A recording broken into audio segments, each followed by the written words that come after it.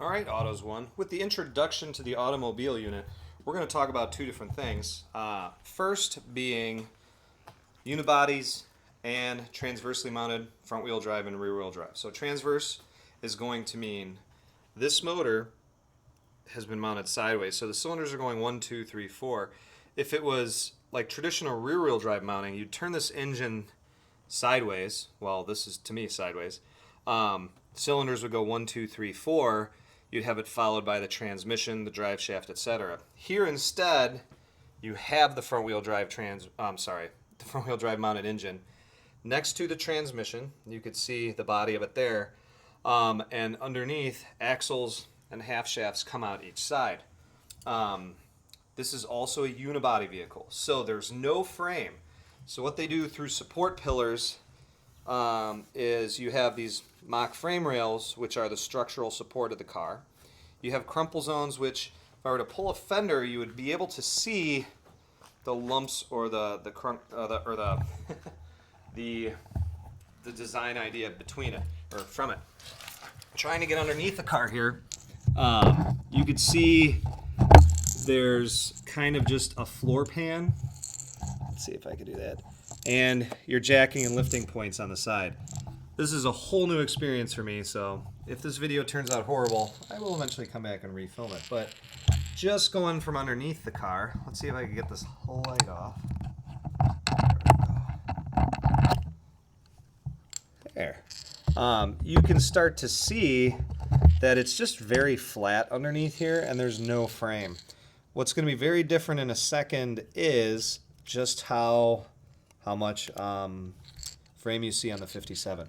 So here's front wheel drive, transverse mounted crumple zone car. All right, so the 57, we got some echo there.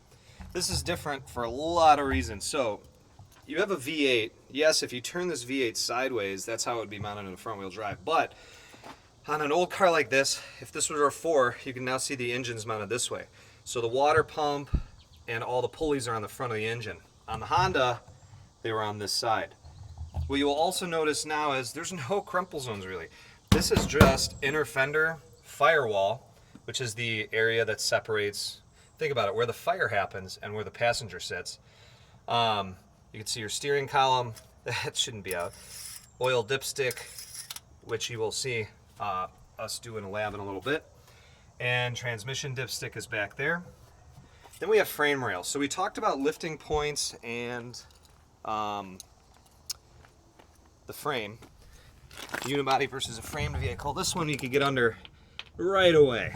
This is the difference. You have a very solid frame right here.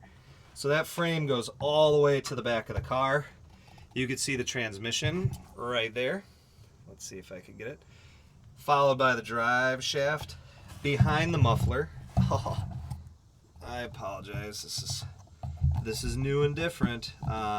There we go. Can we see that in there? Drive shaft. There we go. There's the drive shaft, followed by the rear axle at the rear end right there, and the wheel. So this will correspond pretty much to the Mustang in the slideshow that you see for the PowerPoint presentation. Apologize for the white noise here. I'm clipping things back on. So you can see motor, transmission, drive shaft, rear axle, and that's the main difference between the front and the